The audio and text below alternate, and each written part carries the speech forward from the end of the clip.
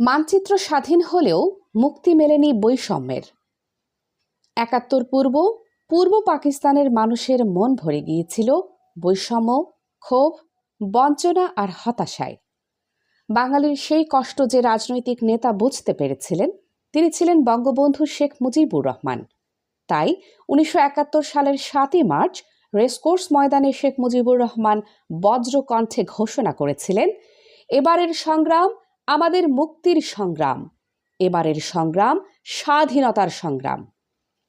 তখন সেই মুক্তি শব্দটির পরিধি তাই ছিল বিশাল। ৭ই মার্চের সেই ঐতিহাসিক ভাষণের প্রয়োজনীয়তা কেবল একটি ভৌগোলিক মানচিত্র অর্জনের জন্য ছিল না, বরং তা ছিল কয়েক দশকের পুঞ্জীভূত বৈষম্য থেকে সাধারণ মানুষের নিষ্কৃতির এক চূড়ান্ত হাহাকার।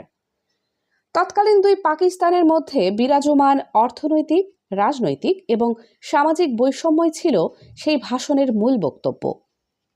পূর্ব পাকিস্তানের অর্জিত বৈদেশিক মুদ্রায় পশ্চিম পাকিস্তানের উন্নয়ন ত্বরান্বিত হতো, অথচ এই অঞ্চলের মানুষ ছিল মৌলিক অধিকার থেকে বঞ্চিত।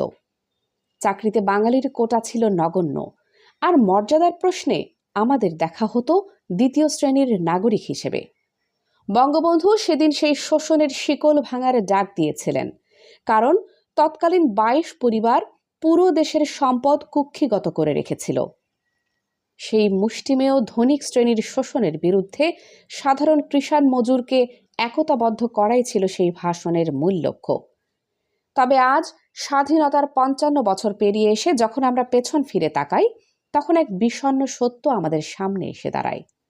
যে বৈষম্যের বিরুদ্ধে দাঁড়িয়ে আমরা রক্তক্ষয়ী যুদ্ধে ঝাঁপিয়ে পড়েছিলাম, সেই বৈষম্যের চরিত্র বদলালেও তার প্রকোপ কমেনি। পাকিস্তানে সেই ২২ পরিবারের ভূত যেন আজ হাজারো নব্য কোটিপতির রূপে আবির্ভূত হয়েছে। সাধারণ মানুষের জীবনে উন্নতির ছোঁয়া আজও মরীচিকার মতো। স্বাধীনতার অর্ধ শতাব্দী পরেও এদেশে মেধার চেয়ে টাকার জোরে চাকরি জোটে, অর্থের অভাবে সুচিকিৎসা কিংবা মানসম্মত শিক্ষা আজও সাধারণের নাগালের বাইরে। বৈষম্যের যে শৃঙ্খলা ভাঙার শপথ নিয়ে ৭ই মার্চের জনসমুদ্রে উত্তাল হয়েছিল বাঙালি জাতি, সেই শৃঙ্খলা আজ নতুন রূপে আমাদের আষ্টি পৃষ্ঠে জড়িয়ে ধরেছে। বঙ্গবন্ধু সেই ভাষণের প্রয়োজনীয়তা আজ নতুন করে অনুভূত হয়, কারণ আজও আমরা দেখি সমাজ এক ভয়াবহ মেরুকরণের দিকে এগোচ্ছে। একদিকে গুটিকতক মানুষের হাতে অঢেল সম্পদ, অন্যদিকে বিশাল এক জনগোষ্ঠী আজও নুন আনতে পান্তা ফুরায় অবস্থায় দিনানিপাত করছে।